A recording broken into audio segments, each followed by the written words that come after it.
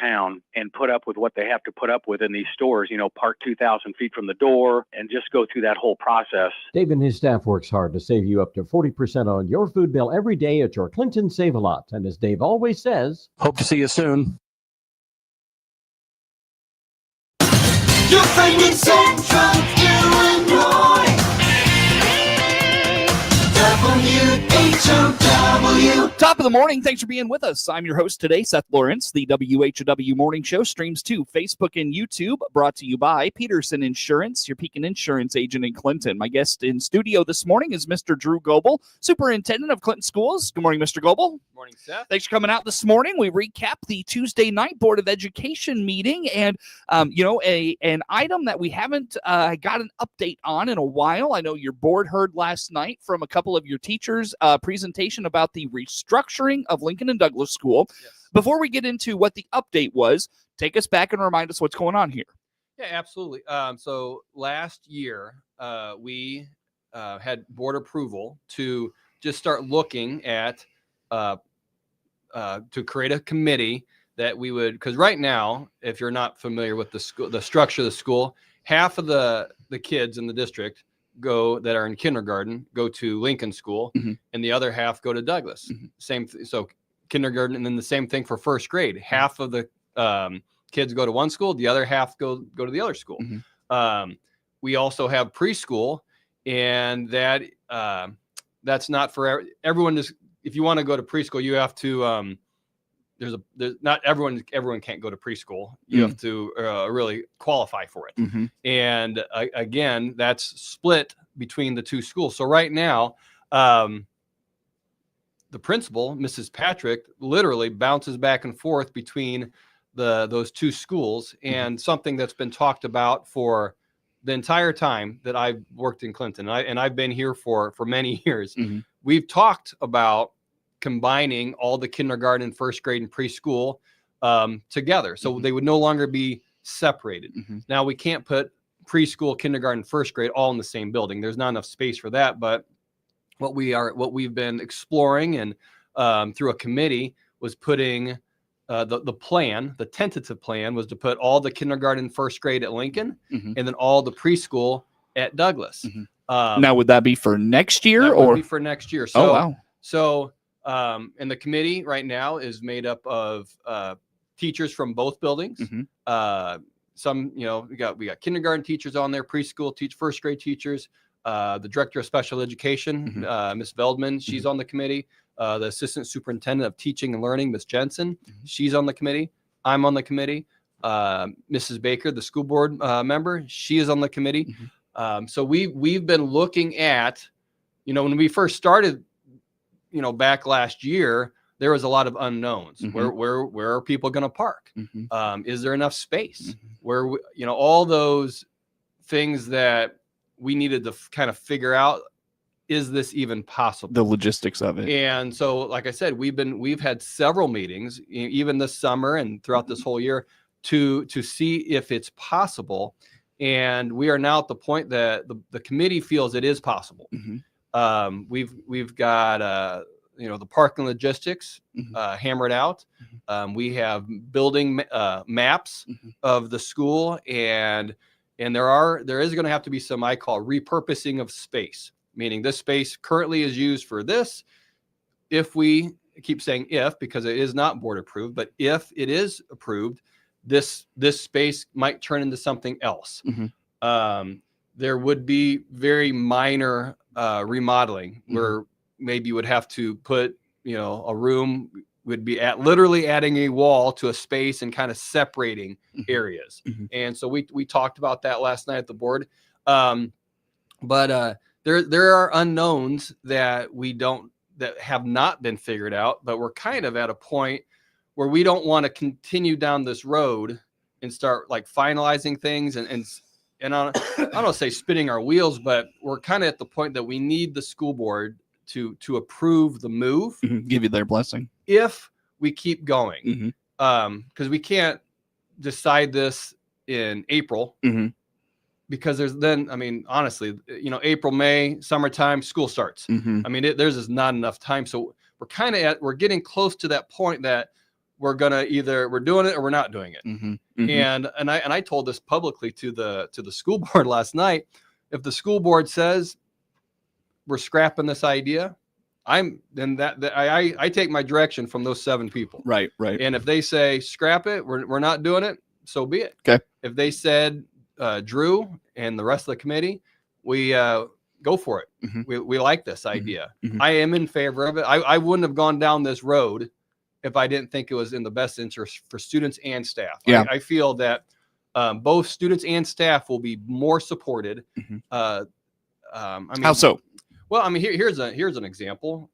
Right now, you kids currently go to school based upon where they live. If you live here, you go to Lincoln. If you go here, you go to Douglas. Mm-hmm. It's called the neighborhood school. Mm-hmm. What we are proposing is what is called an attendance center. Mm-hmm. Clinton Elementary, CES, that is an center. attendance center. Everyone that's in 2nd grade that goes to Clinton goes to CES. Mm-hmm. So we have attendance centers from 2nd grade on up, Mm-hmm. but we have a neighborhood school for these 2 schools right now.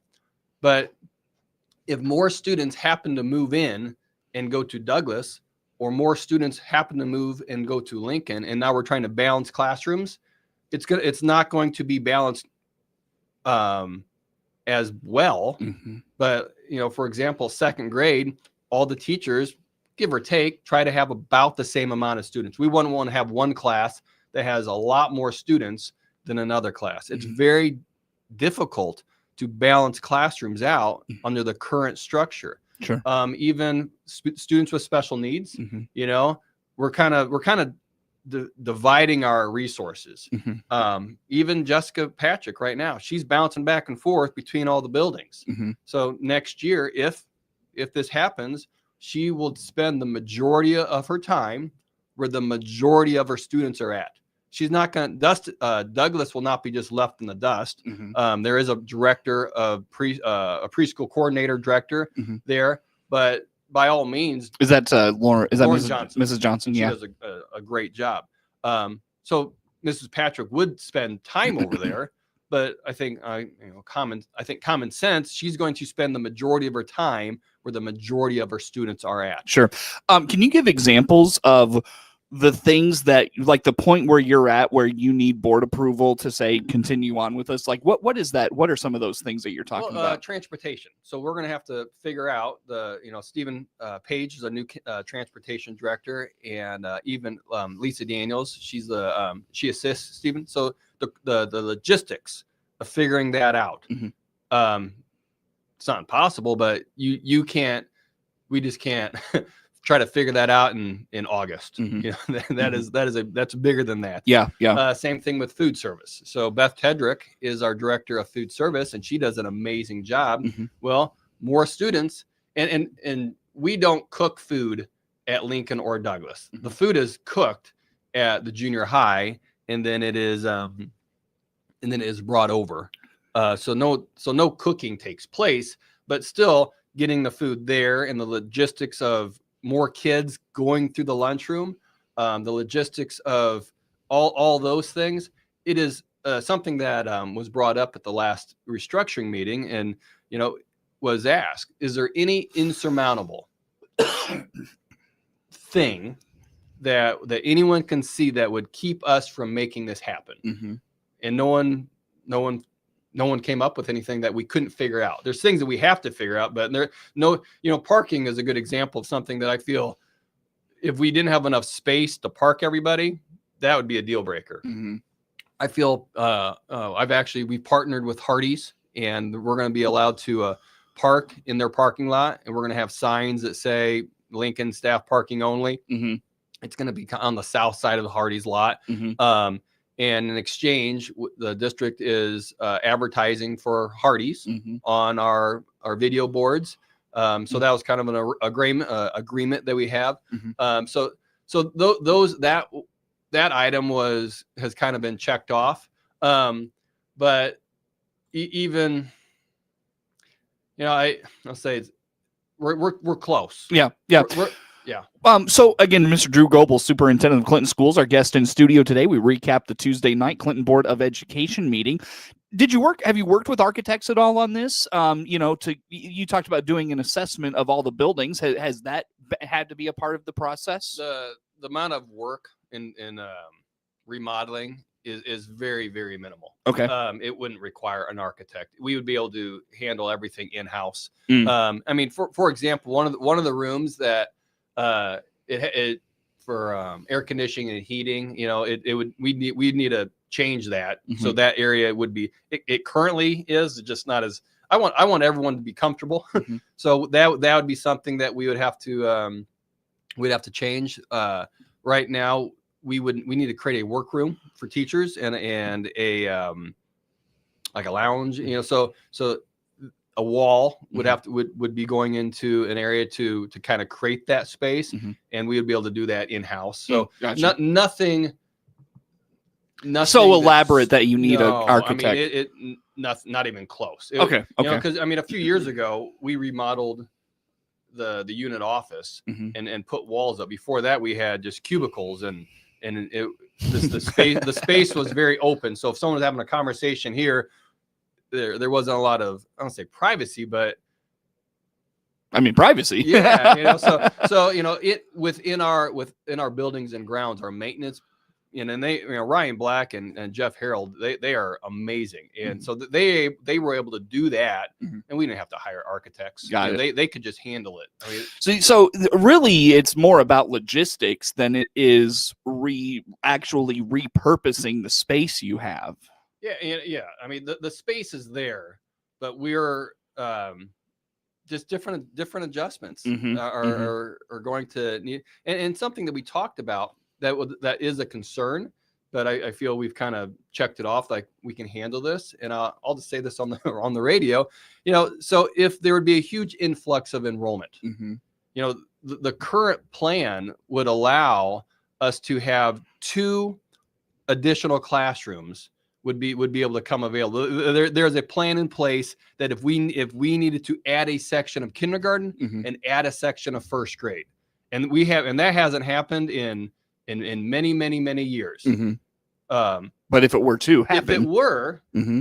our plan would allow it.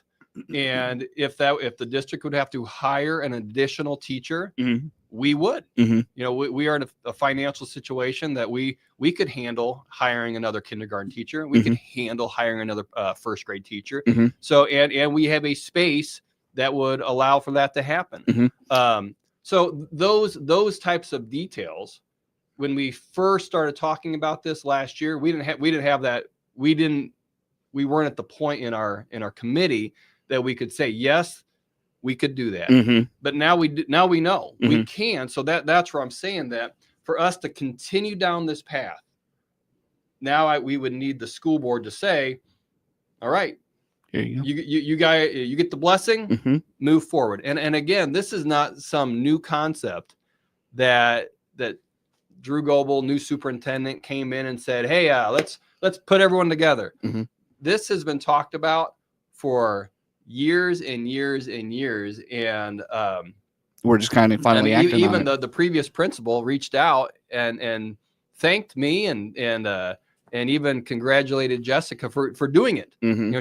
She's in favor of it. Mm-hmm. Who bounced back and forth for years and mm-hmm. years. Yeah. So she sees value, even though she's retired and mm-hmm. living that life. She's in favor of this. Mm-hmm. So this is not a radical idea. Spur of the moment thing. This is not a spur of the moment. This has been talked about and talked about and talked about, and I feel it was time. Mm-hmm. Talk is cheap. Let's go. Yeah. Will this be able to expand the pre-K program so everyone can get in? You bring up an excellent point, Seth. Yes. So right now, preschool is you have to qualify, mm-hmm. and some people don't get in. Just the way it goes. If we expand, number one, there's a preschool for all grant mm-hmm. that we'd have to write, mm-hmm. and part of in order to get that grant, you have to prove that you have space for it, mm-hmm. which we right. would. Mm-hmm. So if that grant was approved, we'd have to hire new staff, mm-hmm. and we would be able to expand our preschool. Sure. Last thing, what are you hearing from just the staff not involved in this? Do they have concerns? Do they have questions? Are you keeping them afloat of what's happening? Because we can't have, we have a committee, so we have representation, Mm-hmm. but then with just like a lot of with any committee, then you reach back out. So we have, not everyone's on the committee, but then the committee reaches out to the other teachers that aren't and gets feedback. And with Google Forms, you can take surveys and you can kind of get input from different people. I will say, I have had an enormous amount of support from the community, because I live in the community and I'm out and around, and I have yet to have any person from the community, not a teacher, just someone that sends their kids to school.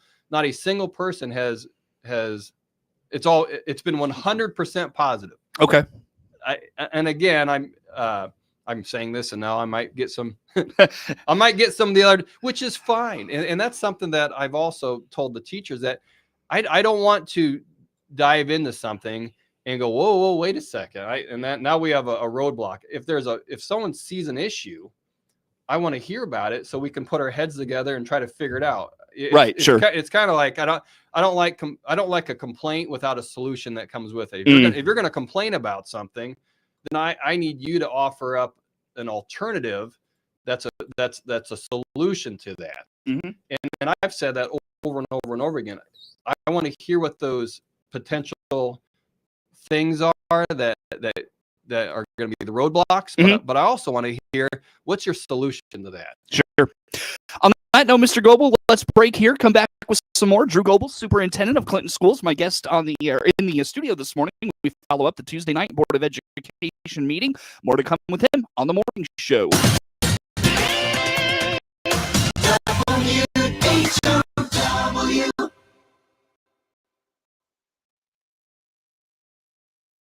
Mark 30.